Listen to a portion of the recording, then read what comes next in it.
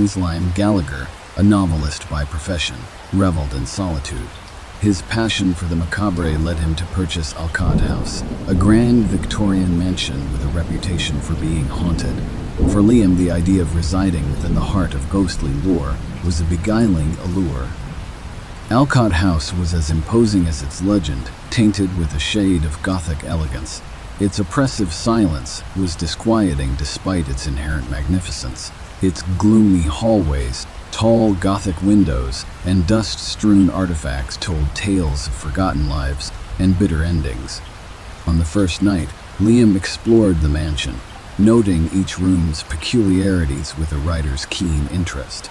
Armed with nothing but a flashlight and his curiosity, he wandered the mansion's considerable expanse.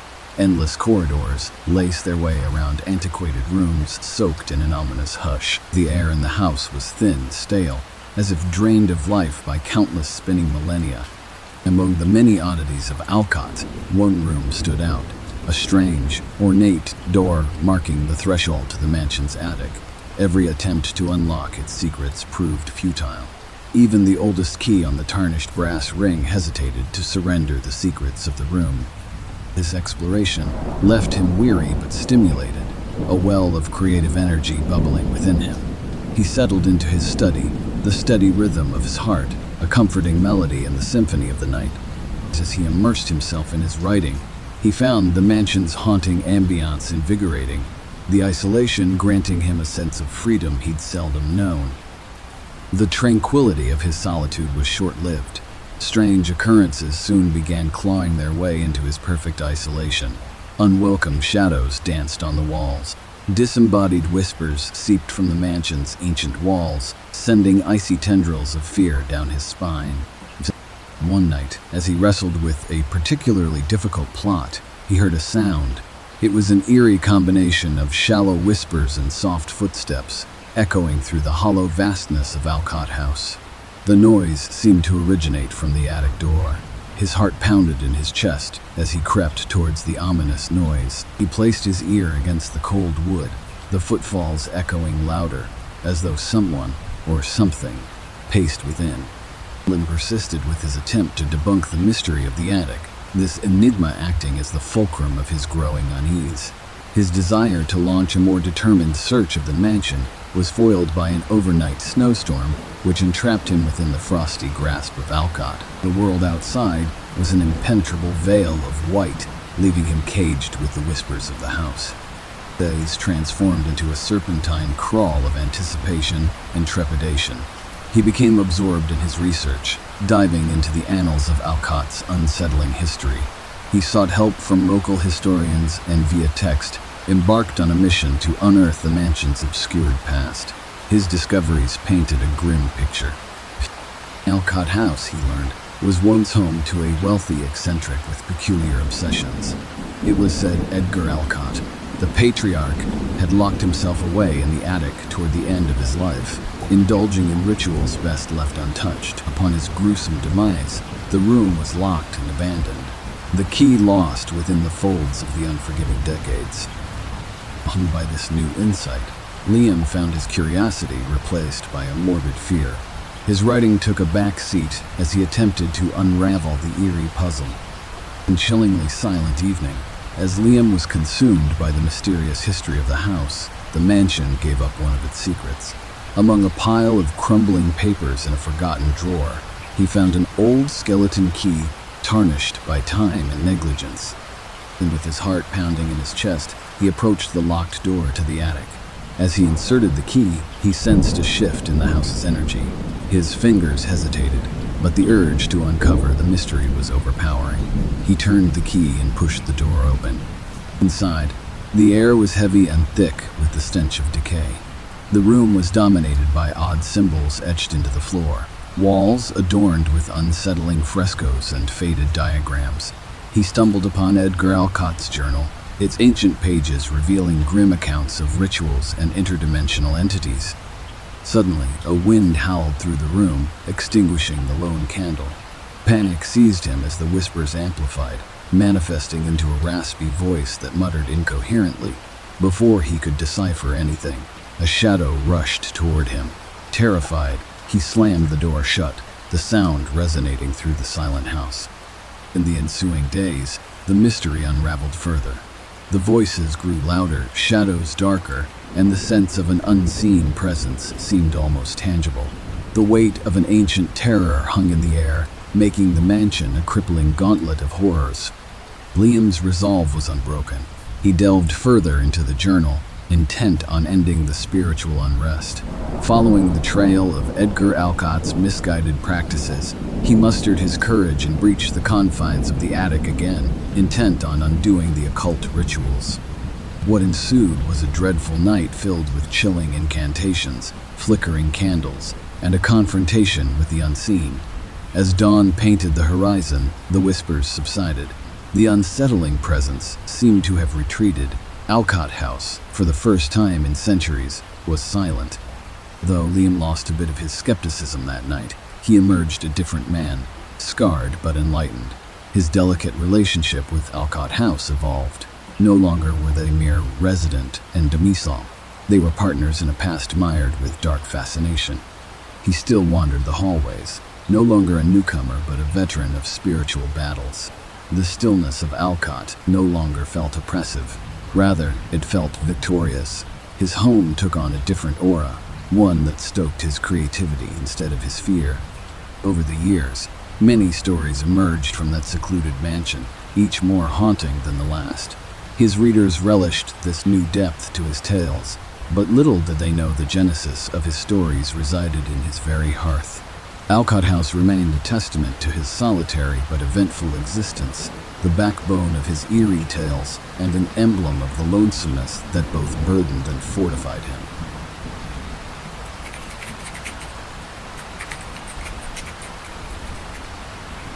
Sarah Hollingsworth, an archaeologist by profession and an adventurer at heart, had grown accustomed to the loneliness that often accompanied her work.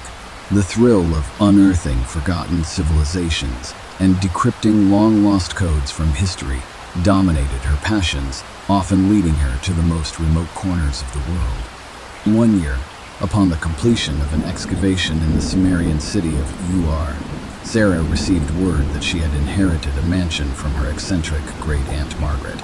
It was an unnerving Gothic house known as Hawthorne Heights, tucked away in the dense woodland of oak and fern, Virginia. Margaret had been a recluse obsessed with unusual artifacts, and rumors of her dabbling in black magic and occult sciences had long circled the family's whispers. Despite her vaguely sinister reputation, she had been particularly fond of Sarah, her adventurous lifestyle striking a chord with Margaret's own strange interests. Upon arrival, Hawthorne Heights was as imposing as Sarah had imagined, its large stone towers and conical roofs stretching high into the sky.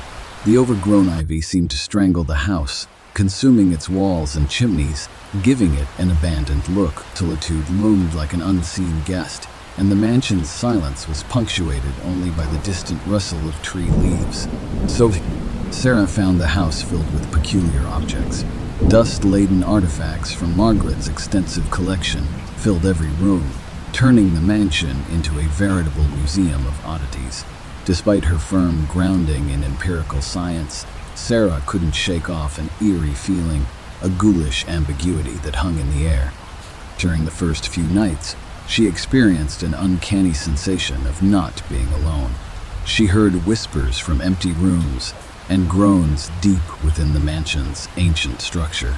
Even the wind seemed to carry an otherworldly cry, eerily ebbing and flowing with the passing nights. And one night, while exploring the many corridors that wound their way through the mansion, Sarah stumbled upon a hidden room concealed behind a bookshelf in Margaret's study. It was a dark chamber filled with symbols and strange trinkets. An unsettling amount of dried herbs and talismans hung from the ceiling, creating an unnerving tableau. In the corner, a large figurine of a Sumerian deity, a remnant from her recent adventures, caught her eye. The room seemed worn, a clear indication of frequent use. Sarah reckoned this must have been the heart of Margaret's supernatural exploits. She was drawn to a dusty, leather-bound book that lay on a worn desk. Its pages were filled with cryptic symbols and languages familiar to her trained eyes. Ancient Sumerian, the world's oldest written language. Overwhelmed by a sense of intrigue and inexplicable fear, she found herself delving into the book's contents. It appeared the texts were instructions to summon ancient spirits, a dangerous endeavor that had numerous cautionary tales attached. Unfortunately, her curious nature prevailed, and Sarah began to recite lines from the aged tome. As she read aloud the ancient Sumerian words, the atmosphere in the room changed, growing dense and heavy. Suddenly, the artifacts in the room began to shudder, and the house echoed with a low, ominous hum. Petrified, Sarah abruptly halted the incantation and closed the book. But it seemed she had already poked an ancient slumbering force. Days turned into a spiraling abyss of terror. Phantom footsteps echoed through the house. Shadows appeared in corners, and whispering voices filled the silence of the night. An unseen presence swirled around her, tangible but intangible. It was a slow crescendo into a nightmare that she couldn't escape. Messages began materializing on mirrors and windows, written in an unfamiliar language, ancient Sumerian. Translation of the writings painted a disturbing pattern. The entity she had summoned was not just a spirit, but a Sumerian demon latching onto Hawthorne Heights, using her fear as a sustenance source. And with the restless, ghostly presence escalating, Sarah knew she had to find a way to banish the entity. Despite her fear, she assembled her scientific knowledge and her newfound understanding of her aunt's cult interests. She returned to the mysterious book, this time flipping towards the section dealing with banishing rituals. The night arrived when Sarah decided to confront the entity. She prepared with the needed artifacts and recited the incantations from the age-old book, her voice echoing through the haunted mansion. The house trembled, and an ear-splitting roar boomed, but she continued her resolve unbroken. Suddenly, a dark mass materialized, its formless figure accumulating in front of her eyes. Shaped like a Sumerian demon from her nightmares, its mere presence filled the room with an overbearing dread. With the ancient language ringing in her ears, she completed the ritual, ending with a forceful "begone." A noise like the world collapsing on itself echoed around her as the entity shrieked, an otherworldly sound of terror and defeat. It imploded within itself, collapsing into a singularity and vanishing altogether. The house fell silent once again, the tension dissipating. Sarah stood victorious in the silence, her body shaking with cold dread and relief. As dawn broke over the crest of the horizon, sleep claimed her tired body and mind. A peaceful silence fell over Hawthorne Heights for the first time in centuries. The solitude she once sought was now a stark reminder of her supernatural encounter. Yet, Sarah stayed. She roamed the mansion's vast rooms and shadowy corridors in newfound peace. Her attempt to decrypt the silent walls of the mansion unfolded like an unending adventure, the thrill of which transcended her fears. Her nights became a beacon of peace, interrupted occasionally by whispers of winds and the rustles of an old house. The chilling encounter transformed her, embedding a strange mix of dread and intrigue that countered her earlier skepticism. Dingy rooms of Hawthorne Heights became a gateway, merging the worlds of her archaeological pursuits and enigmatic supernatural experiences. They ultimately served as potent inspiration for her research and subsequent publications, captivated readers attributing the eeriness of her work to creative genius, little knowing the underlying reality. The mansion and its troubled past became her unexpected home, a silent companion in her solitary existence. Her journey was a narrative of facing fears and standing ground, a testament to her resilience and unending curiosity, an uncanny marriage of historical mysteries and paranormal disquiet.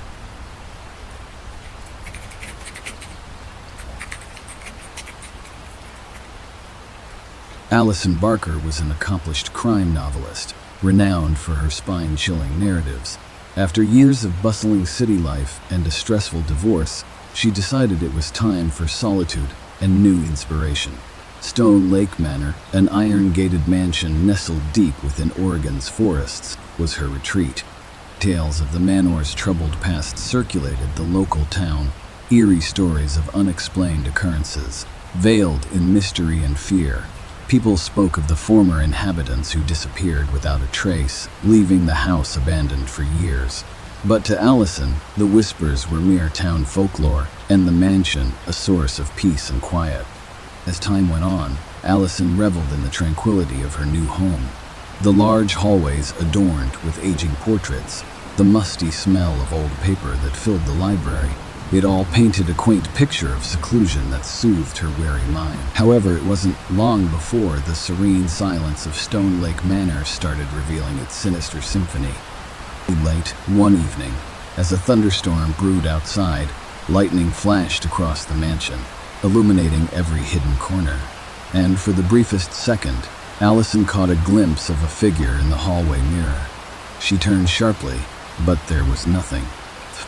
Over the next few nights, incidents of the strange and inexplicable followed. Whispers echoed through the silent corridors, and footsteps sounded from the floors above. Then she began finding her belongings misplaced or gone, only to reappear later. Her typewriter keys clacked on their own in the middle of the night. Within merely 2 weeks, the beautiful, peaceful solitude turned oppressive and frightening. Despite her skepticism, Allison could not deny the oddly sentient nature of the occurrences. She decided to dig around the mansion's history, desperate to unearth the truth of what was happening. Her investigation led her to diaries of previous dwellers, tucked away in the mansion's dusty attic, filled with accounts that resonated with her experiences.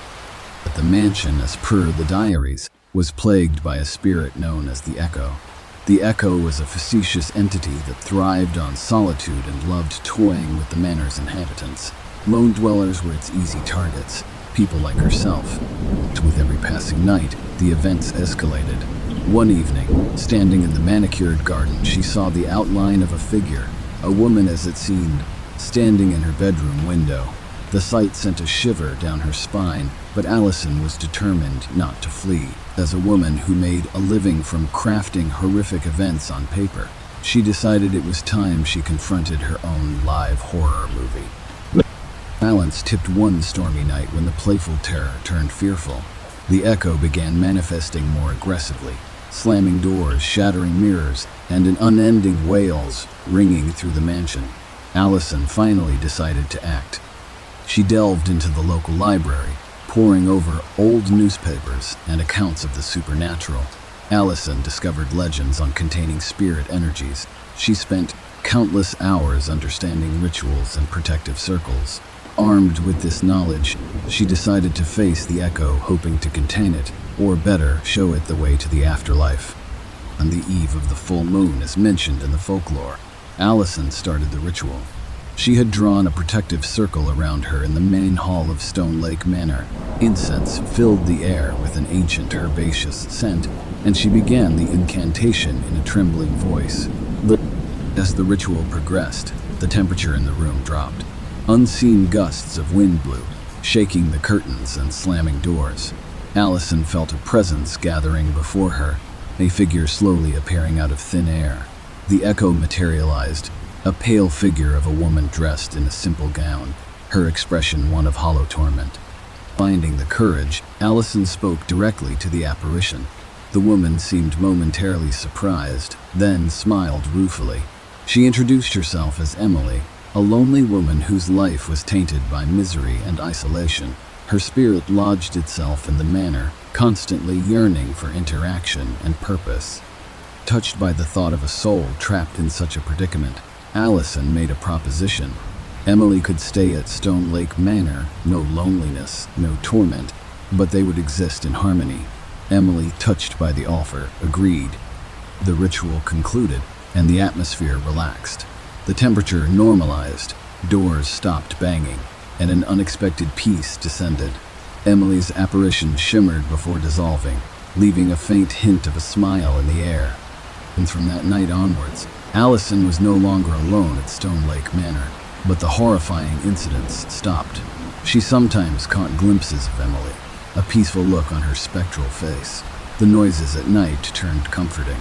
Soft humming heard from the music room or the swish of a phantom skirt sweeping the floor. Their companionship bloomed, with Allison sharing her stories and Emily listening in quiet, ethereal silence. Allison's haunted mansion turned into a haven of a unique friendship. Her writing career thrived as her books took on a new depth of realism, her experiences seeping incredibly into her narratives. Bounded by the calming forest and the tranquil lake, Stone Lake Manor became a witness to an eerie yet comforting companionship, an unlikely tale of courage, understanding, and compassion. While the echo of her solitude no longer resonated with terror, it sang a symphony of an extraordinary kinship between the living and the departed.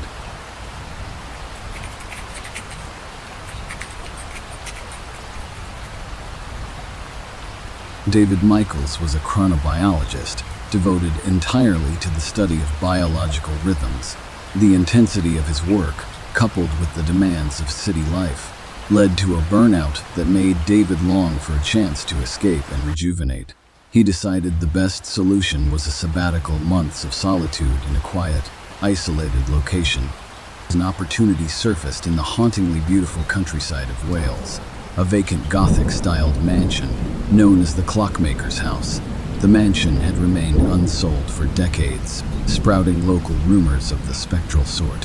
For David, however, the charm of rustic seclusion far outweighed the town's superstitions.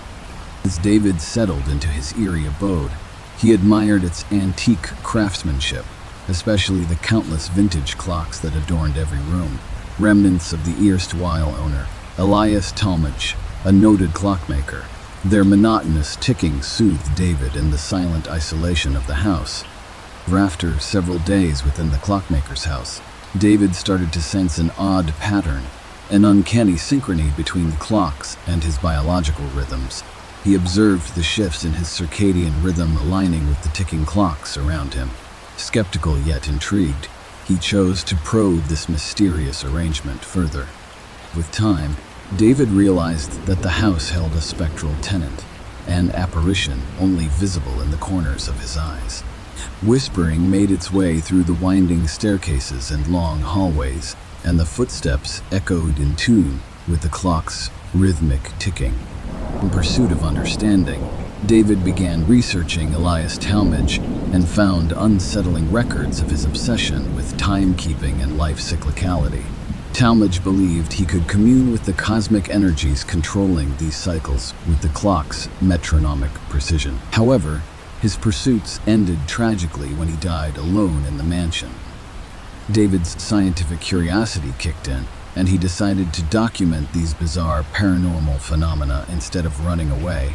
He initiated thorough examinations, correlating the occurrences with his biological rhythm and the ticking clocks. Despite his skepticism, the results were peculiarly consistent.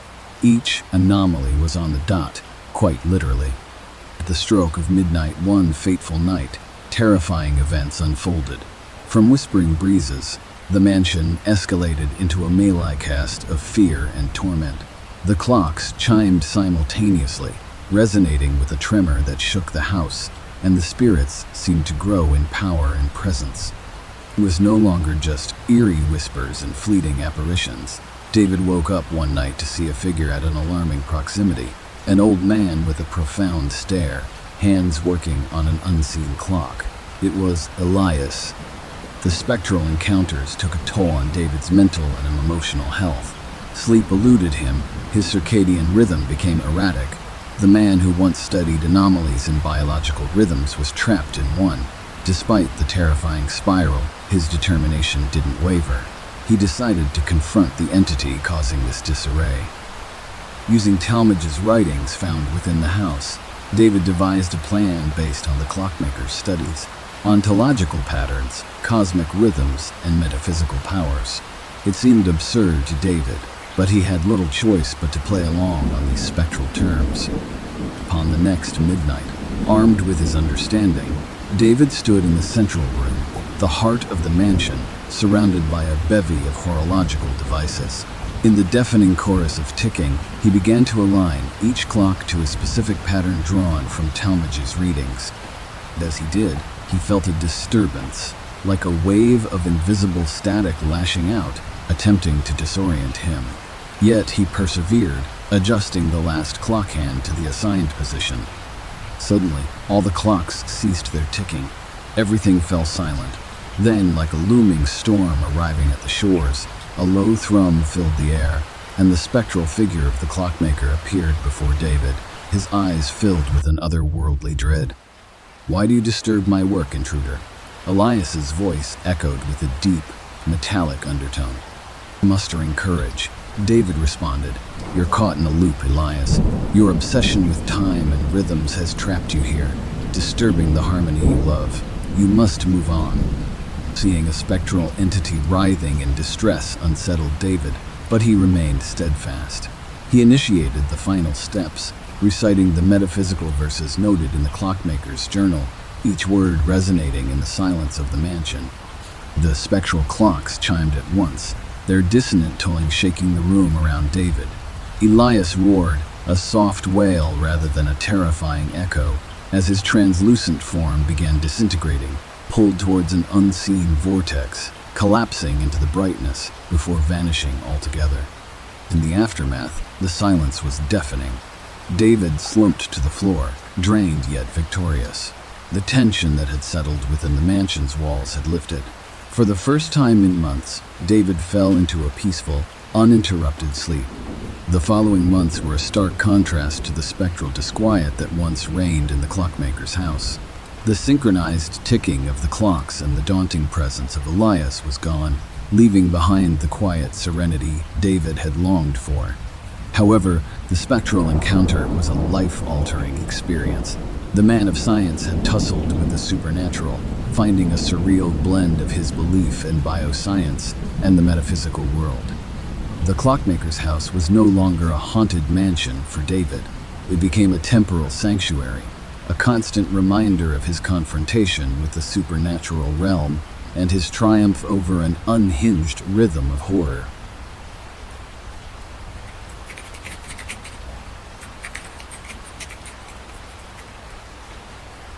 After a decade of working as a music therapist in the bustling city of New York, Lily Radford yearned for isolation, somewhere she could escape the constant noise, the hurried symphony of city life. Owing to this longing, she purchased an old, vacant estate nestled in the Blue Ridge Mountains of North Carolina, known to the locals as the Musician's Keep. A once grand mansion with its insurmountable charm and tranquil setting was the ideal retreat for Lily.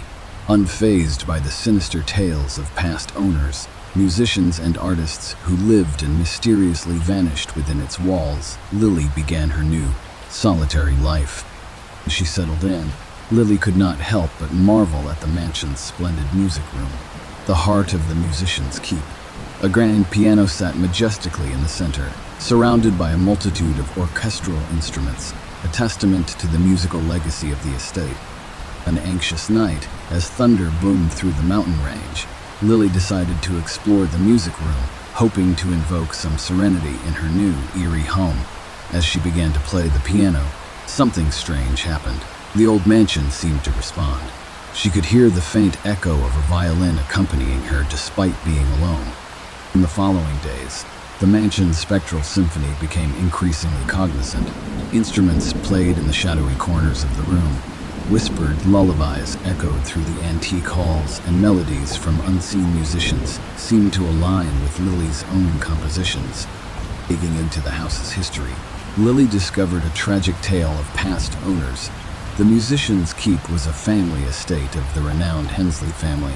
Their last known descendant, Eliza Hensley, was an accomplished violinist. Eliza had turned the house into a sanctuary for isolated artists, but one by one, they all perished under mysterious circumstances, and eventually, Eliza vanished without a trace, leaving the mansion vacant for decades. Intrigued, Lily decided to unravel the musical mystery of her new home. As a trained music therapist, she believed that the spiritual occurrences were manifestations of trapped emotions, a spectral chorus yearning for release. As Lily delved deeper into these haunting harmonies, the occurrences escalated. The invisible chorus grew louder. Distant wails of sorrow echoed from the grand piano. The delicate violin cried out in torment, and eerie whispers formed a sinister counterpoint, that seemed to emit from the very walls themselves. Despite the terror of her nocturnal serenades, Lily refused to abandon the mansion. She concluded that to bring peace to her haunting home, the lingering spirits must be allowed to convey their sorrow, their swan song. In calling her experience as a music therapist, Lily devised a daring plan. She decided to hold a spectral concert, a wordless communication through the universal language of music, guided by her music therapy principles. On the eve of the winter solstice, she sat at the grand piano, a lone audience to the spectral ensemble. As she started playing a calming melody, the expected haunting chorus joined her. With each note she played, the ghostly musicians followed, their music reflecting their emotions. She guided them through a journey. The melodies started in minor keys, reflecting the sorrow and despair that filled the mansion. The spectral sounds clashed, dissonant and agonizing. As the night wore on, she subtly shifted the music's tone, moving from minor keys to major ones, from dissonance to harmony, evoking hope through her performance. Rose fingers of dawn caressed the morning skies as the climactic moment arrived. Lily pushed the music towards a resolution.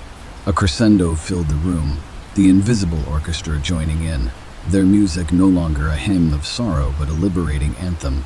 Their tones harmonized with Lily, a symphony of release. Then, as the final chord echoed, something beautiful happened. The spectral orchestra fell silent, the whispering winds calmed, and a warm light filled the mansion, replacing the eerie nocturnal gloom with a hopeful glow. Exhausted, Lily collapsed on the piano, her hands still resting on its keys. As she laid there listening to the silence, she realized her spectral concert had worked. She had enabled the musicians trapped within the mansion to express their pain, reconcile with their past, and attain peace. And life returned back to tranquility in the musicians' keep. Lily spent her days in calming peace. The spectral symphony of her home transformed into a quiet concord of serenity. Nevertheless, the ghostly concert taught Lily a profound lesson about her role as a music therapist, solidifying her belief in music as a healer, even for those beyond the realm of the living. The mansion that once resounded with a haunting concert of troubled spirits now echoed with its musical legacy's tranquil whispers, a testament to Lily's courageous journey through a symphony of horror.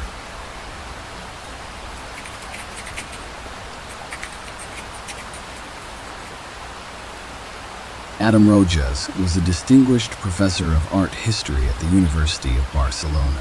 After a grueling academic year filled with virtual lectures and tedious research, all he desired was tranquility, a place far from students and paper grading.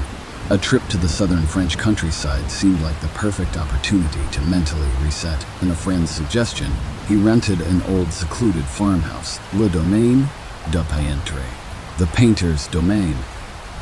On arrival, Adam was charmed by the rustic, untouched appeal of the farmhouse. Its high vaulted ceilings, traditional furniture, and particularly the striking antique paintings adorning its walls, most of which were landscape pieces depicting surroundings of the house.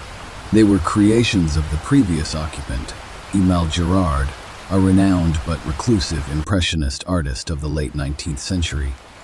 In the first few days, the picturesque countryside rejuvenated Adam's weary spirits. But as days passed, he couldn't shake off a peculiar feeling about the paintings. They appeared to change subtly at nightfall. The landscapes turned eerie, the trees menacing, and the faces in the portraits seemed to echo a quiet dread. The work of art that unsettled him the most was the canvas hung at his bedside, a beautifully haunting portrait of a woman with sorrowful eyes, believed to be Emile's beloved wife, Camille. Adam soon discovered something even eerier. At night, he heard distant whispers and faint sobbing echoing down the long, empty halls of the farmhouse. He could even detect the unmistakable sound of a paintbrush stroking a canvas. Chalking it up to sleep deprivation and an overactive imagination, he tried to ignore it. However, one fateful moonlit night, Adam woke to the chilling sight of the woman in the painting, staring directly at him, her sorrowful eyes now filled with a pleading urgency. Breaking into a cold sweat, Adam felt a compulsion to investigate the whispers, drawing him into the oldest part of the farmhouse, the deserted eight-layer, where Emil is believed to have painted his masterpieces. In the atelier, amidst dust canvases and dried paint, Adam found an old diary, its pages brittle with age. It was Emil's sketch diary. Flipping through sketches of landscapes and once happy-looking faces, Adam came upon the darker pages, emotionally charged sketches of Camille, filled with despair and agony. Journal entries spoke of Emil's regret, for he believed he had channeled dark energies into his paintings that afflicted Camille, causing her untimely death. Intrigued yet disturbed, Adam decided to unravel the mystery of the painter's domain. Using his historical knowledge, he looked into local archives and letters, piecing together the tragic narrative of Emile and Camille Girard. He found that Emile, heartbroken after his wife's death, too had died under mysterious circumstances, leaving the farmhouse deserted. Meanwhile, the nocturnal symphony in the farmhouse grew louder, and the paintings evolved, becoming increasingly ominous. The woman in Adam's room appeared tormented, her eyes welling with spectral tears. Convinced that Emil's regret-tinged paintings were a conduit for this parapsychological activity, Adam formulated a plan. Believing in the power of symbolism and intent that drives art, Adam decided to create his interpretation of Emil's regret, a painting that would symbolize release and hope. With unsteady hands, he picked up a paintbrush for the first time and began to paint on a fresh canvas, guided by his understanding of art rather than any actual skill in painting. However, painting proved to be an arduous task.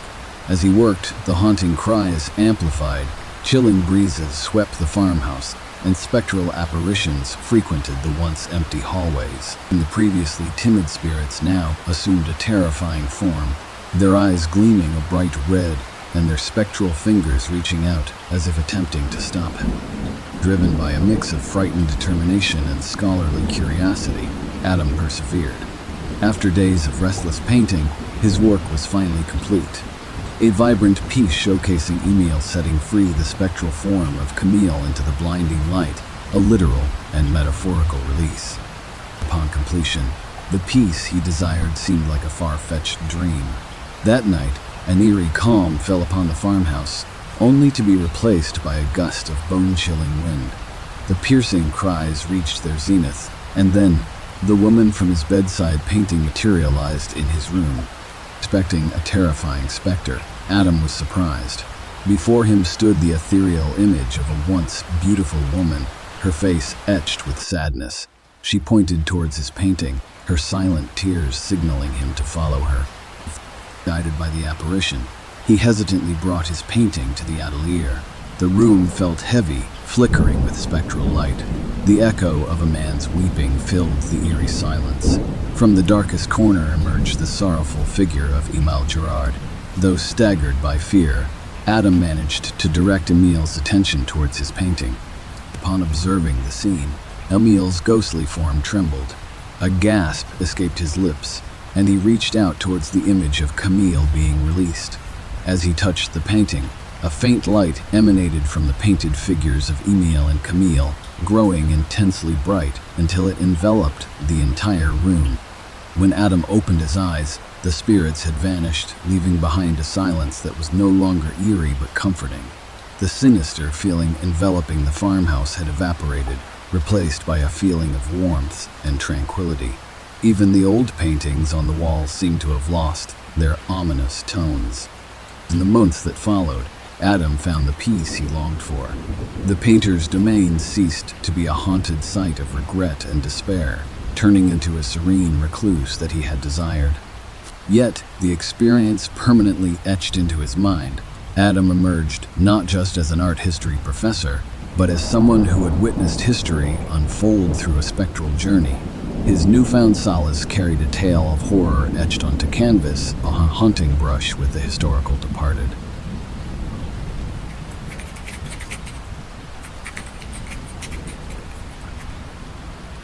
Margaret Sullivan, a respected crime novelist, had always found peace in seclusion, away from the cacophony of audience applause and signing events.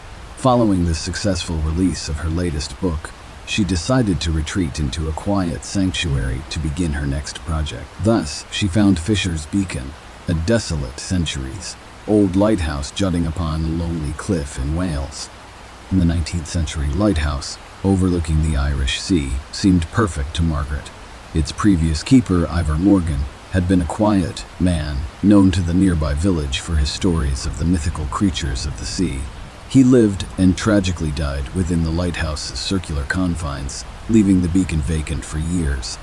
Despite its grim past, Margaret found the lighthouse to be an artistic muse. The narrow, spiraled stairway, the vast ocean view from the watchroom, and the serene isolation served as perfect elements of inspiration. She set her writing desk facing the centuries-old Fresnel lens, its fractured glass seeming to capture the panoramic drama of the sea. All went well in the initial days. Margaret's novel started taking shape, and the rhythmic crashing waves against the cliff helped soothe her weary mind.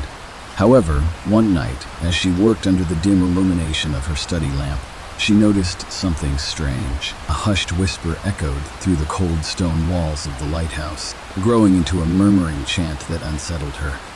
The whisper seemed to continue into the night, penetrating the silence of the lighthouse with soft ebbings that grew increasingly distinct. Margaret, stricken with a mixture of fear and curiosity, couldn't help but follow the soft echoes that seemed to lead her up the spiraled pathway to the old Fresnel lens. And as the whispers grew louder, light refracted eerily from the lens, revealing the spectral figure of Ivor Morgan, lost in a haunted rhythmic chant, his ghostly hands reaching out to Margaret. Frightened, Margaret ran back to her quarters, but found no respite from the ghostly sightings. Ivor's spectral figure seemed to be trapped within the lighthouse, his mournful chant filling the eerie stillness.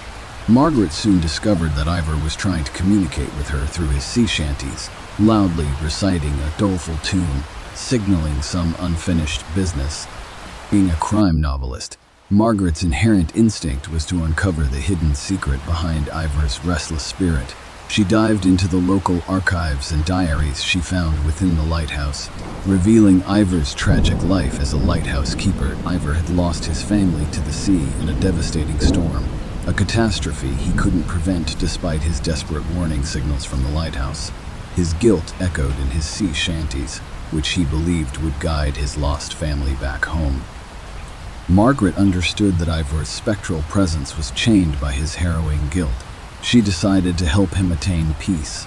Recalling folk remedies from Irish grandmother, she collected sea salt, sage, a picture of Ivor and his family found in the archives, and began to devise a plan.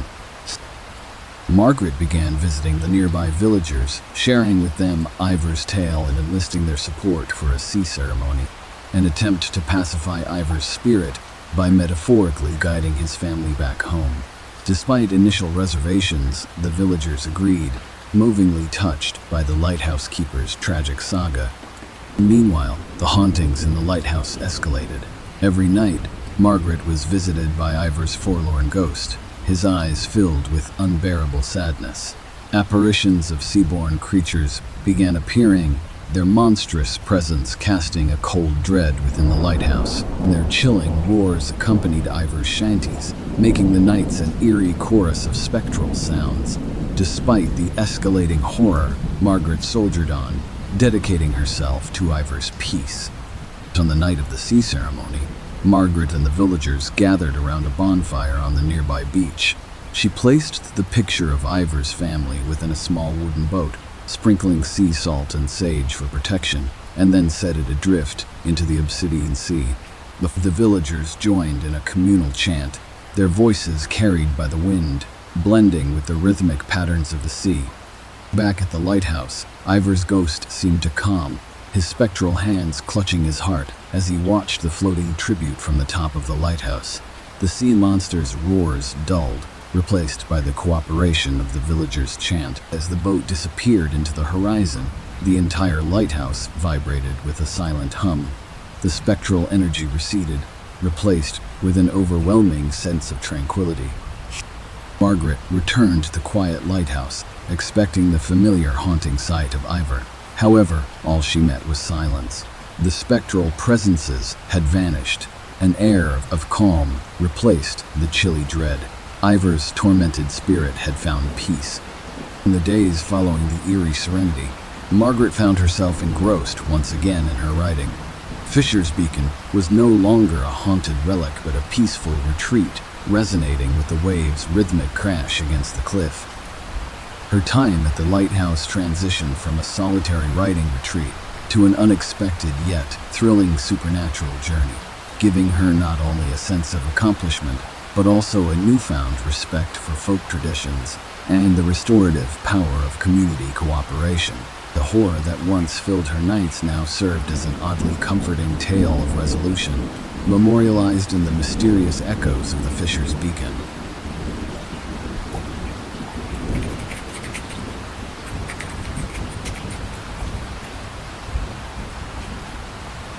David Morris, a noted author, moved from the hustle and bustle of New York City to fulfill his lifelong dream, to own and restore an ancestral mansion. He chose the Grimwood Manor, nestled in the snowy bliss of Alberta, Canada, a secluded sanctuary to begin his new thriller novel. The hamlet's reverent whispers about the manor caught David's attention from his first day. The sprawling Victorian mansion had stood vacant for decades, its last known resident, Eleanor Grimwood, having disappeared mysteriously during a harsh winter snowstorm. Not easily swayed by folk tales and superstitions, David found the background fascinating and decided it might even serve as inspiration for his forthcoming novel. He quickly fell into a routine, working on his book by day and working on the mansion by night, accompanied only by the winter winds whistling through the manor's ancient pines. However, things took a disturbing turn.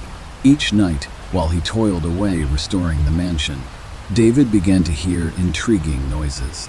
It started subtly, the far-off whispering of a woman, distant footsteps, the faint sounds of a soft melody wafting through the seemingly vacant rooms. Initially, David dismissed these as mere fabrications of his tired mind or the manor's old, creaking infrastructure. But his skepticism soon turned into unease when the noises grew louder and more defined.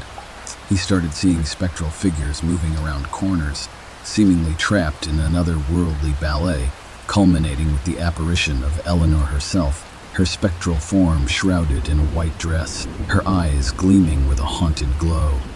And from the ghostly apparitions and amplified whispers sprung stories of a heart-wrenching past. David felt as if he was intruding upon Eleanor's spectral recounting of her tragedy. She had been married to a jealous man who had locked her away in the manor, supposedly protecting her from the outside world. Isolated and lonely, she had wandered away in the deadly blizzard of '68, never to be found. Haunted by Eleanor's past, David felt driven to liberate her trapped soul. Each visitation, each whisper, was a plea for freedom that he couldn't ignore. David immersed himself in local libraries and historical archives, meticulously piecing together details of Eleanor's life, seeking some clue to the unbinding of her phantasmal prison. And at the eve of the first snowstorm since his arrival, a solitary diary entry concerning Eleanor's love for music captured David's typically oblivious artistic eye. Reverberations of her eerie lullaby were still echoing within the mansion's confines. Could Eleanor's unplayed final composition be the key to her spiritual emancipation? He pondered this breakthrough as the snowstorm raged outside and the paranormal activity within the manor intensified. Spectres waltzed in the candlelight, and Eleanor's despairing figure appeared more frequently than ever, staring out the frost-laden window panes in anticipation, a trapped soul bound to her chilling etude. David, faced with his first ever ghostly challenge, decided to end Eleanor's unholy serenade. Relying on his amateur piano skills, he gradually tried recreating Eleanor's melody, eerie yet somehow indisputably beautiful. Each note played seemed to intensify the supernatural occurrences, with whisperings echoing louder and spectral figures swirling vigorously around him. The crescendo of the haunting melody was reached, and as David pressed down on the final notes, there was complete silence. He looked around the room previously filled with ethereal specters, only to find Eleanor's figure alone, enveloped in a glow, her spectral eyes holding a serene gaze. The haunted glint succeeded, replaced by warmth, one that they both shared. In an ethereal moment that felt stretched across time, Eleanor's spirit ascended, leaving behind an air of tranquility instead of the previously ever-pervasive chill. The spectral waltz and eerie whispers evaporated into thin air, leaving David alone in the mansion, with the echo of piano notes still hanging in the air. David lived out his winter in the tranquil manner, undisturbed by the spectral chorus or ghostly apparitions. He ventured back into his routine, splitting his time between writing his thriller novel and restoring the mansion, the latter now a labor of love than a haunting mystery.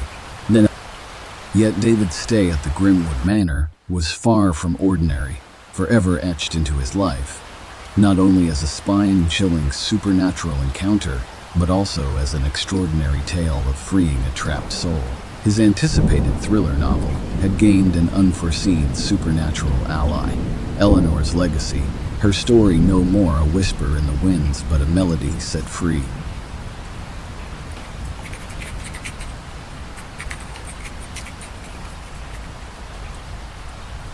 World-renowned author Amara Foster, known for her chilling horror novels, desired a place where she could channel her inspiration in solitude. After an exhaustive search, she found herself captivated by a secluded, Victorian mansion, Ravenloft Manor. It stood towering amidst dense woods in Maine, away from civilization's restless noises. Ravenloft had a chilling history that the locals spoke of in hushed whispers. The mansion was once inhabited by aristocrat Atticus Ravenscroft. Known for his eccentricities, Atticus was rumored to have delved deeply into occult practices, seeking immortality. However, his quest led to his tragic end. Ever since his demise, the mansion stood vacant, save for the alleged supernatural activities within its brooding contours. Undeterred by its airiness, Amara moved to Ravenloft one autumn, her writer's spirit eager to encounter the unknown. Mansion in its dark grandeur fascinated her. Every creaking door, the ancient portraits looming in dimly lit corridors, and the infamous locked study that supposedly housed Atticus's sinister experiments added to its morose charm.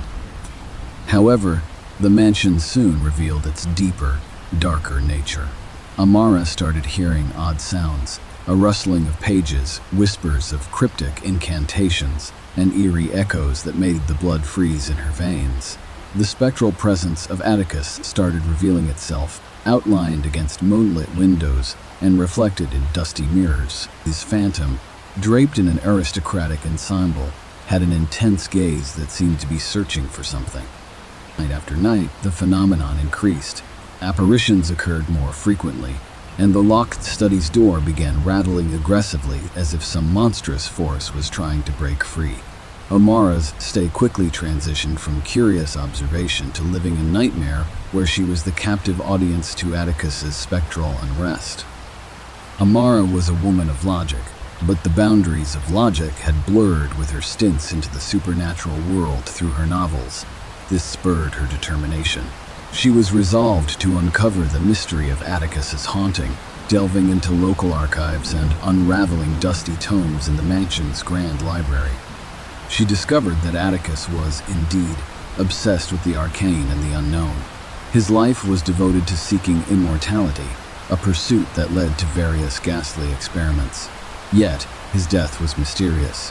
He was found dead in his locked study, his pale face etched with eternal horror. His last journal entry contained an unfinished incantation, hinting at a botched attempt at his pursuit, but the details were maddeningly insufficient. Amara, wading deeper into the chilling narrative of Ravenloft, felt steadfast in her resolution. She believed resolving the incomplete incantation was vital to alleviating Atticus's unrest. Armed with her determination and knowledge gleaned from ancient texts, Amara ventured into deciphering the cryptic incantation. Supernatural occurrences accelerated in response to Amara's attempts.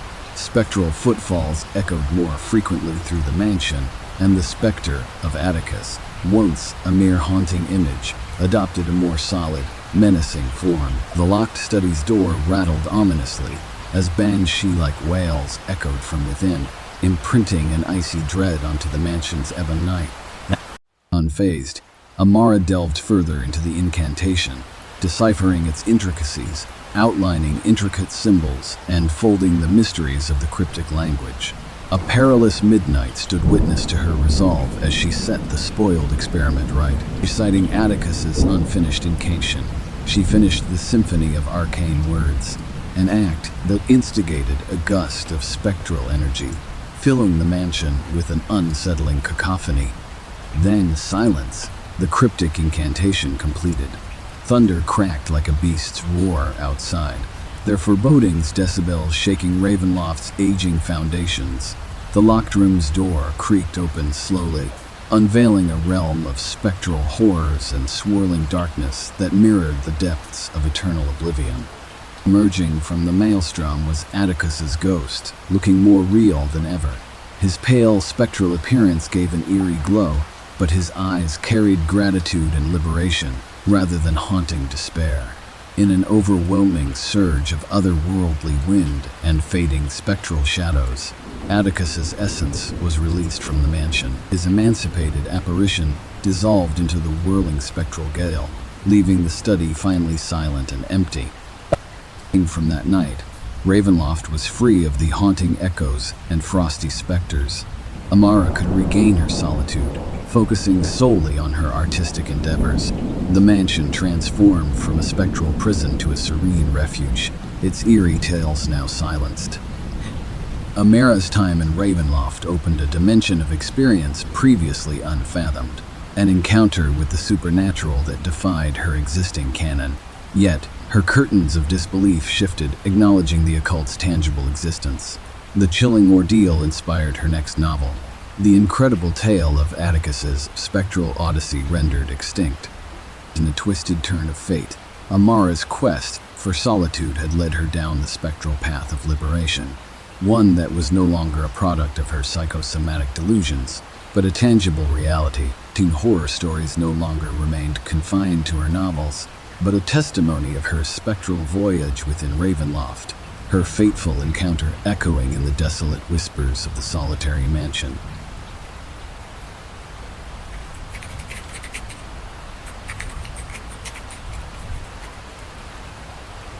Liam O'Connell, a renowned historian and author, had recently purchased an ancient mansion known as Shadowfang House. Positioned in the remote countrysides of Ireland, this house was shrouded with a chilling legacy of local folk tales. The mansion was said to have once been the residence of Evan Shadowfang, a notorious sorcerer whose uncanny demise left the mansion abandoned, except for the rumored hauntings within its ghostly quarters. Unfazed by spectral tales, Liam relocated to Shadowfang. His new home's grim reputation ignited his curiosity, and he considered it the perfect backdrop to work on his latest historical novel. However, moving into Shadowfang was no ordinary transition. The mansion bristled with an uncanny aura. Shadows flickered and danced strangely, deepening the mansion's corridors' labyrinthine feel. And as days turned into weeks, Liam noticed unusual occurrences. Closing doors, flickering oil lamps, shadows twisting in unnatural ways, and chilling whispers winding their way through the mansion. Each night, he was woken by the haunting sounds of a spectral orchestra and the sight of spectral figures flitting across his room. More peculiar was the appearance of Evan Shadowfang's phantom, a gaunt figure radiating eerie luminescence, spotted at all hours of the day. Liam quickly found himself confronting the paranormal. The sight of Evan's ghost, his intense spectral eyes caught in a never-ending search, became a common, yet unsettling occurrence. The phantom sightings and horrifying nocturnal music sent chills down Liam's spine. He could not dismiss these occurrences as wind rattling the old mansion's windows or creaking floors. A sinking feeling of dread settled around his heart. He was no longer alone in Shadowfang House. Yet, Liam's curiosity and his historian's instincts overpowered his growing unease. He was resolute in unraveling the mystery plaguing the mansion. Dropping his novel temporarily, Liam delved into the local archives. He spent countless hours piecing together Evan Shadowfang's life, focusing primarily on the sorcerer's fascination with the occult and his tragic death. It was said that Evan had attempted a forbidden resurrection spell on a stormy night a century ago. The spell required complete absorption into the spectral realm during the incantation. However, Evan had been interrupted during his ritual. This accident severed his anchor to the mortal world, dooming his spirit to wander eternally. Liam theorized that the nightly hauntings were Evan's attempts to complete his ritual. Determined, Liam transformed from historian to spectral researcher, his hunting ground now the mansion's musty attic, filled with forgotten artifacts and faded parchments. His breakthrough came in the form of a hidden scroll, containing the same resurrection spell Evan had attempted. And armed with the spell, Liam decided to reverse the haunting by recreating Evan's botched ritual. If his theory held, performing the spell partially and severing it midway should help retrieve Evan from the spectral realm. Liam began the spell one fateful night, echoing the hypnotic incantation beneath the mansion's cathedral ceilings. As each word resonated, the house came alive in a symphony of horrors. The spectral orchestra shrieked, shadows contorted wildly, and Evan's phantom appeared more corporeal, his spectral form resonating with the spectral chant. Gradually, the spectral orchestra subsided, replaced by an ever-intensifying ethereal wind. It grew to a veritable whirlwind, directed at Liam, causing the room to shudder and quake as though the very fabric of reality was buckling. And finally, in a crescendo of ethereal energy, the ritual ended abruptly. The ever-present spectral activities ceased, plunging the mansion into an eerie silence. The gusty whirling subsided, revealing Evan Shadowfang's apparition in a spectral form teetering on the brink of existence and oblivion. Barely visible, Evan's ghost released a heartfelt sigh of relief, his spectral eyes conveying a long-lost peace. The luminescence faded, his dissolving form echoing gratitude. With a final surreal sigh, Evan's apparition dissipated, casting off the spectral bindings and leaving the mansion void of its centuries-old haunting. The spectral whispered orchestra, grotesque shadow dances, and eerie occurrences faded into memory. Liam had faced and endured the terror-filled nights, never faltering in his mission to free Evan's lost soul. Into the haunting now non-existent, Liam returned to his interrupted novel. The chilling experience forever etched in his memories added an ethereal depth to his book, making it a fascinating blend of historical facts and spectral encounters. Throughout his stay at Shadowfang House, Liam had gone from resident to spectral researcher to liberator. His courageous endeavor lifted the centuries-old curse, granting peace to Evan Shadowfang. This tale became an eerie chapter in his memoir, where the haunted mansion was no longer a rumor whispered by locals, but the site of the spectral liberation.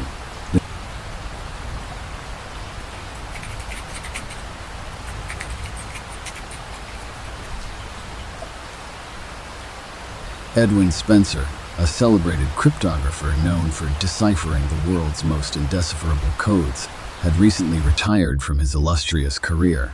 Longing for solitude, he decided to retreat to the sinister Hemlock Manor, nestled in the secluded woods of Maine. This manor was an ominous setting for a peaceful retirement. It had been abandoned for more than 100 years following the mysterious death of its former owner, Alaric Hemlock, a noted alchemist in his time. Locals whispered shared tales of Hemlock Manor, saying it bore an eerie curse and was haunted by Alaric's restless spirit. Yet, Edwin was not an average man. The chilling tales surrounding the manor only intrigued him more. He saw it not as a haunted house, but as the perfect abode to pursue his passion for cryptographic hobbies in a reclusive setting. His retirement on Hemlock Estate commenced peacefully, but this tranquility didn't last. Edwin soon found himself living amidst uncanny phenomena, strange noises, ghostly footsteps, and the spectral silhouette of Alaric Hemlock appearing frequently in his peripheral vision. Furthermore, Edwin unearthed an elaborate cipher within a cryptic diary discovered in the dusty attic. The diary, too, seemed haunted, books hovering and pages flipping as if a ghostly hand was guiding them. The spectral occurrences escalated and whispers from the past penetrated the nightly silence. Edwin could feel Alaric's spectral presence growing stronger, a silent plea for aid resonating amidst the ghostly disturbances. Edwin decided to confront the supernatural phenomena. Drawn to the spectral apparition of Alaric and guided by many years as a cryptographer, Edwin began to decipher the diary's cipher. He realized the script hinted at a powerful alchemical formula intended to bridge the gap between life and death. The incomplete formula left Alaric trapped in a liminal state, neither fully living nor dead. Seized by a sense of purpose, Edwin dove deeper into the alchemical symbols and coded language, understanding Alaric's failed experiment. His intuition told him that solving this cryptic puzzle could help him alleviate Alaric's spectral unrest. As Edwin pieced together the incantation from the diary, the spectral disturbances peaked. The chilling gusts yanked doors open, phantom footsteps reverberated louder, and spectral Alaric's appearances became more frequent, his apparition growing bolder each day. Undeterred, Edwin put the last pieces of the puzzle together. He finally had the complete incantation the alchemist had been attempting on his fatal night. Edwin decided to recreate the alchemical ritual by performing the completed incantation. He chose midnight for the endeavor, setting the stage in the manor's ancient library where many artifacts of Alaric's research lay. As midnight arrived, Edwin began the incantation. The runes of the cipher danced in the eerie candlelight, the cryptic script echoing across the echoing hallways. Soon, the spectral disturbances intensified. Phantasmal winds howled, ancient books fluttered open to reveal cryptic scripts, and Alaric's specter emerged in full, a tormented figure trapped within a spectral prison. Unflinching, Edwin continued the incantation, his voice growing louder and more confident with each syllable. As the final words rang out, there was a moment of palpable tension, a brief suspension between spectral and physical realms. All at once, a surge of energy swept through the manor, a final manifestation of Alaric's restlessness. And then silence. Not the uncanny silence of hidden horrors, but a deep, peaceful quiet, a tranquility unknown to the manor for centuries. Edwin looked around, finding Alaric's figure no longer a ghastly apparition, but a glimmering spirit on the verge of release. In a flash of spectral light, Alaric's spirit gave a nod of gratitude before his apparition vanished. A final sigh of relief echoed through the empty halls of Hemlock Manor, an unequivocal sign. The curse had been lifted. In the morning light of a brand new day, the manor didn't seem haunted but peaceful, its ancient walls no longer echoing spectral footsteps, but humming with the serenity of release. Edwin could finally enjoy his days without experiencing ghostly interactions. However, the experiences were far from forgotten. Edwin's time in the manor transformed from being a retired cryptographer to a spectral liberator. He put his skills to the ultimate test, solving an alchemical puzzle and releasing the manor from an eternal curse. These experiences went beyond Edwin's understanding of the world, confronting the supernatural that goes beyond logical comprehension. Edwin's retirement story was no longer a calm retreat, but an enthralling tale that unfolded within Hemlock Manor's walls. His cryptic showdown with the spectral echoes of Alaric Hemlock became the subject of his memoir, a testament to his journey in the haunted house. What started as a quest for solitude became his most enthralling adventure. Hemlock Manor, once a haunted mansion, was now the epicenter of an incredible spectral liberation.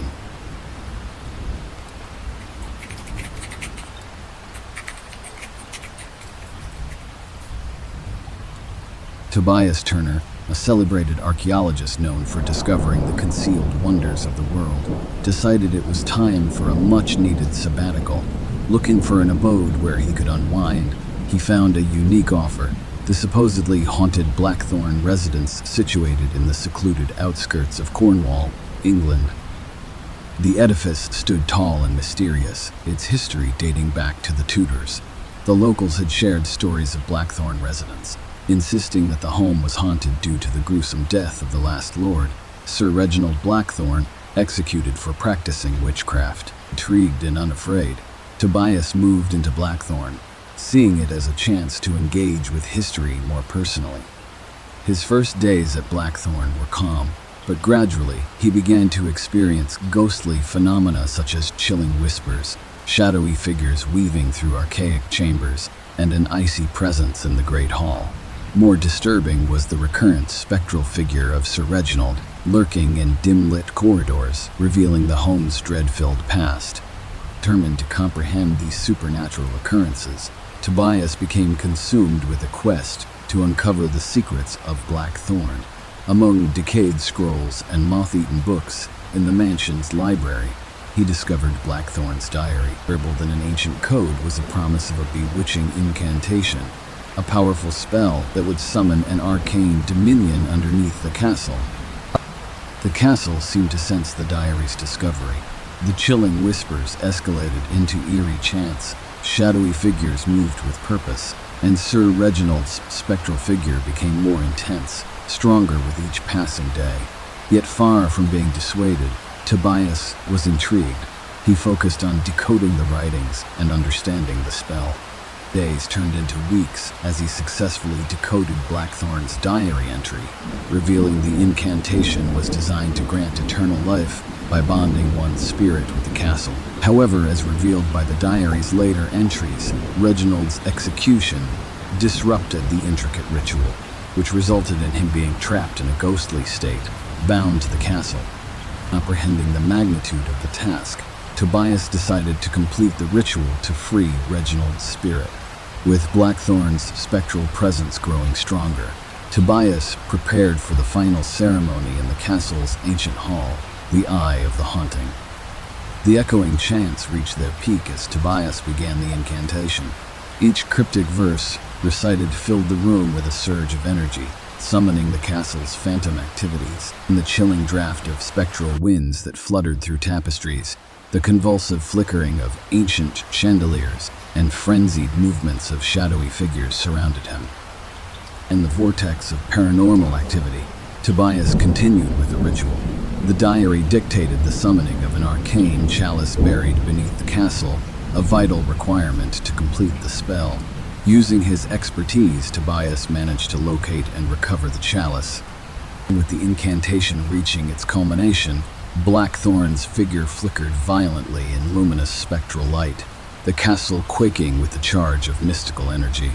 Guided by his courage, Tobias gingerly placed the chalice in the spectral path of the ghostly lord, signaling the end of the incantation. The castle came alive with an unbearable crescendo of energy, exhaustion tugging on Tobias's consciousness, and the chance of failure hung heavy in the air. But then, a soft glow emerged from the chalice, drawing in the spectral figure of Lord Blackthorn. In a swift, unexpected motion, his ghostly form was pulled into the chalice, his spectral figure condensing into a sparkling spectral dust before everything faded. The horrific orchestra of ghostly chants ceased, replaced by a palpable silence, as if time itself held its breath. When the chilling whispers were silenced, the shadowy figures disappeared, and the eerie aura dissipated. Above all, the spectral figure of Blackthorn was gone, the ghostly essence trapped within the arcane chalice. Tobias had liberated the castle from its haunting, the trapped soul of Blackthorn finding a semblance of peace in the mystical chalice. Exhausted but triumphant, Tobias placed the chalice in a secure display in the castle's library, a testament to the spectral liberation he had accomplished. His sabbatical narrative was no longer a quiet retreat within historical walls, but a confrontational communion with the supernatural. Tobias's story at Blackthorn residence would become an incredible chapter in his life, an unfamiliar territory where he traded his archaeological tools for ancient incantations. In the haunted residence now stood as a testament to his spectral adventure, from decoding ancient writings to performing a witch's incantation and enduring terrifying hauntings. Narratives of the Blackthorn residence transformed from whispered tales of a haunting to an incredible account of spectral liberation. The once haunted castle now told a new tale, a brave archaeologist's journey into the spectral world, liberating an ancient curse.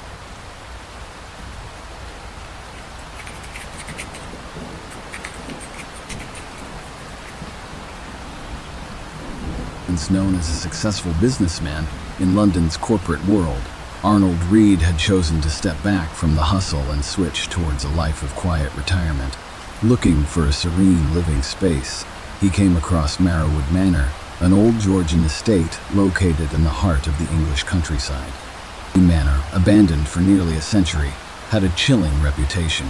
Its previous occupant, the infamous wizard Ambrose Marrowwood, met a tragic end in his pursuit of immortality, and townsfolk believed Marrowwood's restless spirit haunted the manor, perturbed by the ominous tales.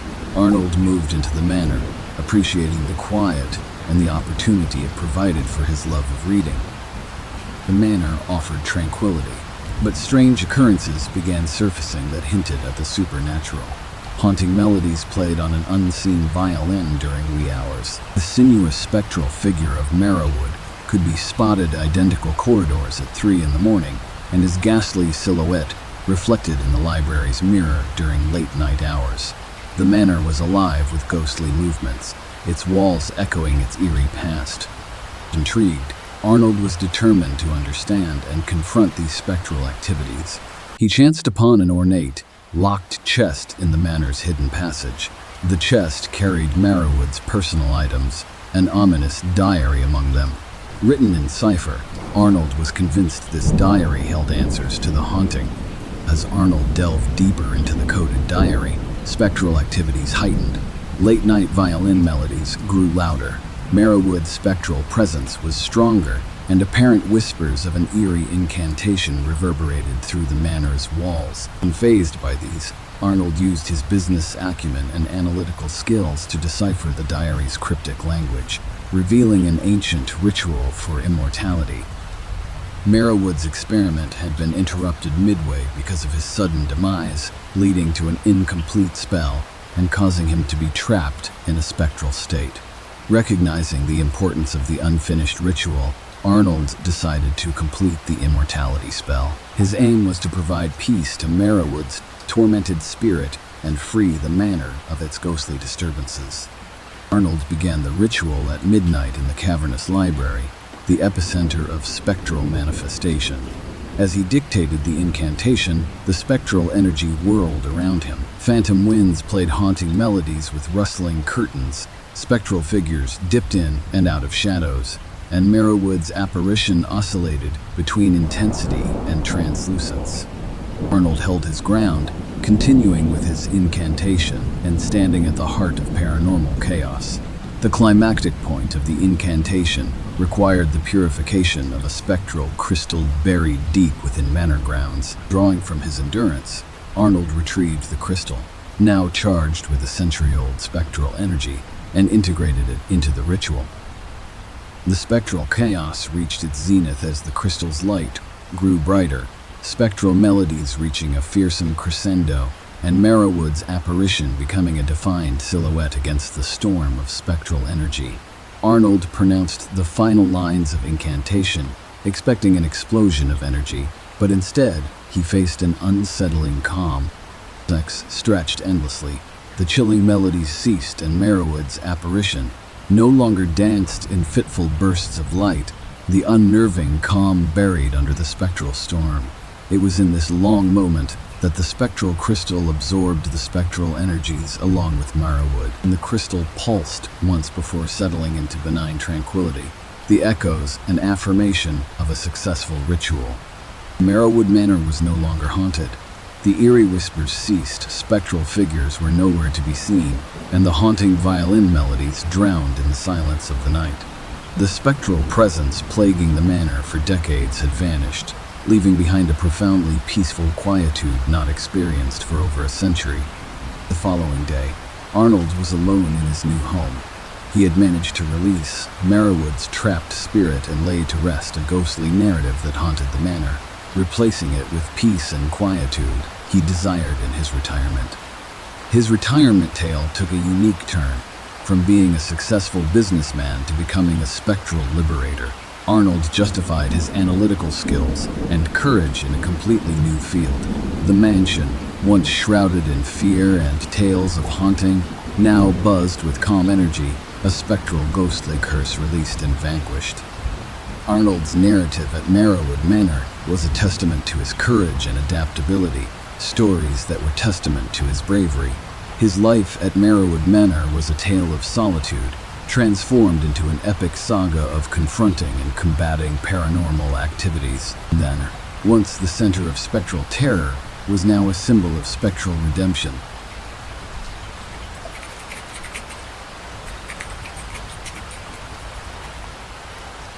Betty Glenn, a widely acclaimed historian and author, decided to retire after a successful career in the bustling city of New York.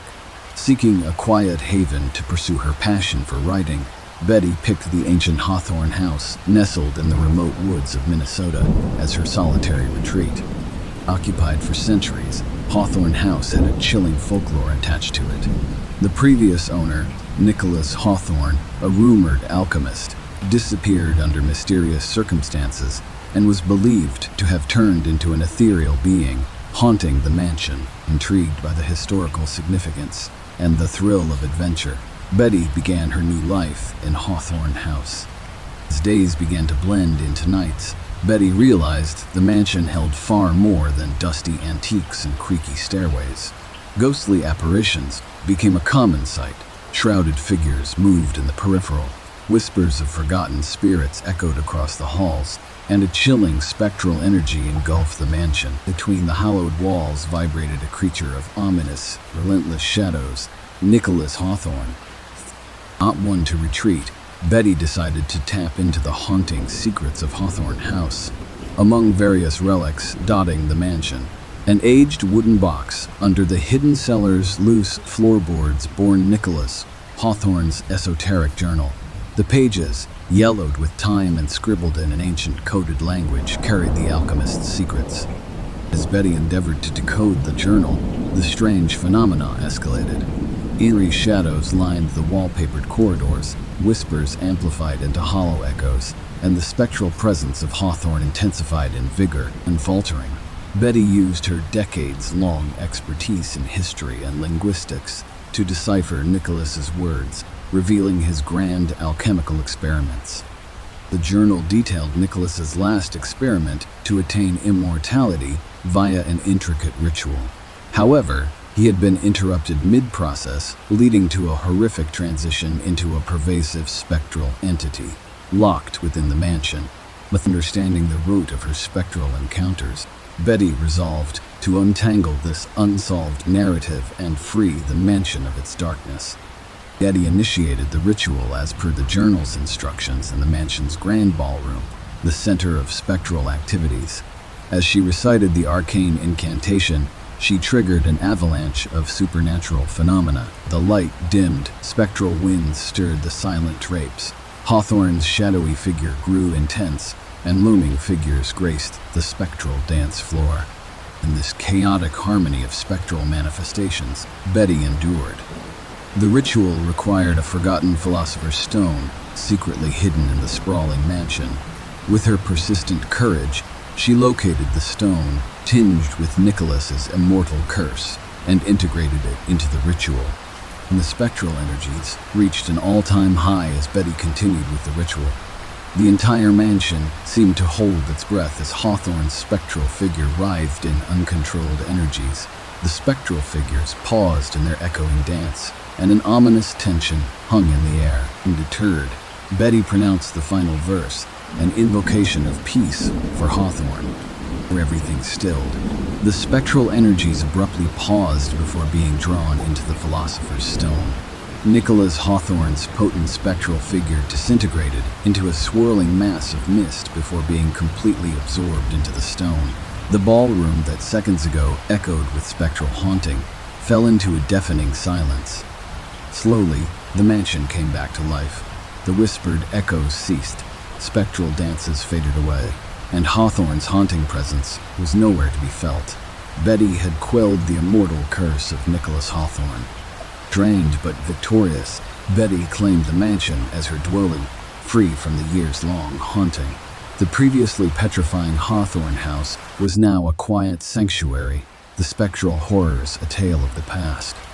Betty's journey, from a respected historian to an unforeseen spectral liberator, was an epic in her life.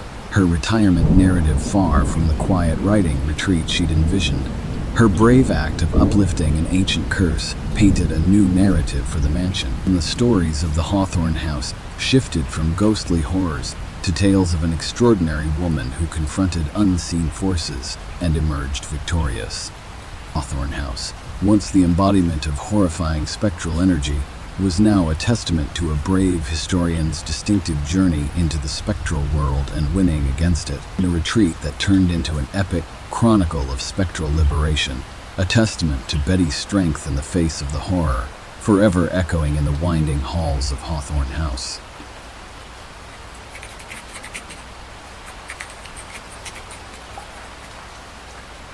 Having spent decades in the bustling heart of Los Angeles as the chief of police, Daniel Granger decided it was time for serenity. He chose the ancient Caro House, nestled amidst the secluded forests in Oregon, as his retirement haven. The Caro House, uninhabited for centuries, held an unsettling past. The last known resident was Edmund Caro, an occult magician who mysteriously vanished, and, according to the rural folklore, had remained as a spectral entity haunting the mansion. Intrigued by the uncanny stories and drawn by the mansion's history, Daniel moved into his new home. Days turned into nights as Daniel embarked on his retirement in the Caro House, but the solitude was shattered by spectral events. Phantom footsteps echoed through deserted corridors. Faint apparitions glided past curtain-draped windows. Ancient paintings mysteriously changed expressions, and at the center of it all was Edmund Caro, lost to the spectral world. Driven by a dogged curiosity rooted in his years of investigative work, Daniel chose to unravel the Caro House's spectral secrets. Among Edmund's deceivingly mundane artifacts kept in the attic, a concealed drawstring pouch held the legendary Book of Shadows, a diary manifesting Edmund's mystical work. As Daniel diced into the coded diary, spectral activities soared. The phantom footsteps grew louder, ghostly apparitions became clearer, and Edmund's spectral presence gained in power. Resting his faith on his law enforcement discipline and logical capabilities, Daniel deciphered the occult codes, unmasking Edmund's ultimate ritual for gaining formidable spectral abilities. Edmund's ritual was interrupted, turning him into a spectral entity confined within the mansion's walls. Recognizing that Edmund's spectral liberation lay in the ritual's completion, Daniel resolved to finish the interrupted ritual and provide closure to Caro House's spectral history. He commenced the ritual in the mansion's grand dining hall, the hub of spectral activities. Chanting the cryptic spell, he stirred a vortex of supernatural phenomena. Ghostly wails pierced through the silence. Spectral winds rustled the ancient tapestries, and the intensity of Edmund's spectral presence became almost physical. The ritual demanded a spectral sapphire hidden within the mansion's secret chambers. Unfaltering in the face of spectral chaos, Daniel endured the haunting phenomena and found the sapphire pulsating with spectral energies. He then integrated it into the ritual. In the symbolic climax of the ritual was grotesquely dramatic. Edmund's spectral figure convulsed in a dance of trapped spectral energies. Severed whispers screamed secrets of spectral sorcery, and the spectral tension was palpable. Defying the haunting chaos, Daniel pronounced the liberating verse of the ritual, a beacon for Edmund's trapped soul. The climax shattered into a deafening silence. The spectral energies dissipated, withdrawing into the spectral sapphire.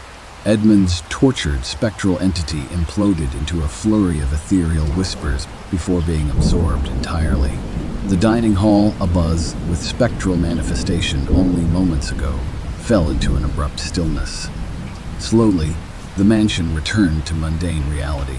Ghostly apparitions vanished from the corners. Phantom footsteps no longer echoed down the deserted corridors. Edmund's spectral influence had been neutralized. Daniel had brought peace to the haunted Caro House. As dawn washed over the mansion, Daniel could finally lay claim to his sanctuary. The haunting of Caro House was a tale of the past, freeing the mansion from the clutches of an interrupted ritual and an immortal curse. Daniel's retirement narrative turned out to be far from common. Instead of the peaceful existence he had aimed for, he found himself tangled in a spectral web, eventually prevailing and releasing an ancient curse. The mansion, previously a symbol of spectral obsession, now thrived with the positive energy of a spectral liberator, painting a new tale for the generations to come.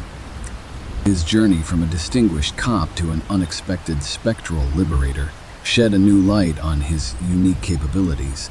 Caro House, which once had an air of spectral imprisonment, was now a beacon of hope after an intense confrontation with the spectral world. A narrative of spectral consequence had been replaced by a man's unyielding resolve to conquer his surroundings, echoing throughout the blessedly quiet Caro House.